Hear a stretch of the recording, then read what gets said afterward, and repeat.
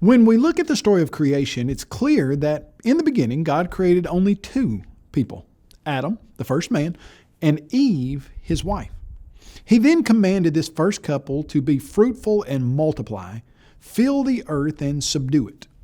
In this original creation account, there's no mention of any other people that God directly created who were not the descendants of this first pair. For various reasons, however, some have wondered if God directly created other humans later or during the creation that are not mentioned. Often, the idea arises based on assumptions that the various races we see today couldn't have come from one pair.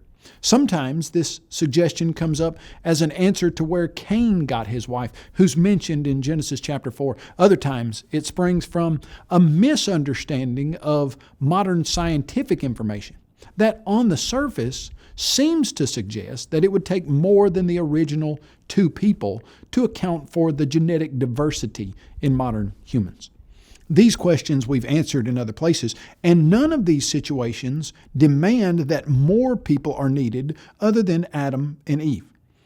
But while they don't demand that more people are needed, could it be a possibility? Couldn't we speculate that this might have been the case? When we look at the biblical account of the beginning of humanity, we see a straightforward answer to this question of speculation.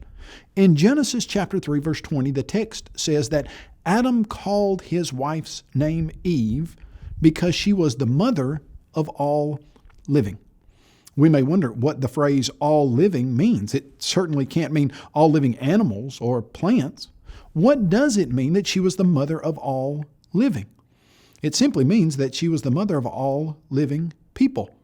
Throughout the rest of the book of Genesis, we see the genealogy of Adam and Eve, and we realize that the pair obediently followed God's instructions to be fruitful and multiply and fill the earth. Eve, the mother of all living, was ultimately the long-distant relative of Mary, who gave birth to Jesus, who was the seed of woman who had come to crush Satan under his feet, as God had predicted in Genesis chapter 3, verse 15. Adam and his wife Eve brought sin into the world, and all their human descendants suffered because of their sin. Ultimately, the Savior, who came from the seed of woman, provided a way for all humans who descended from that first pair to be reunited with their God.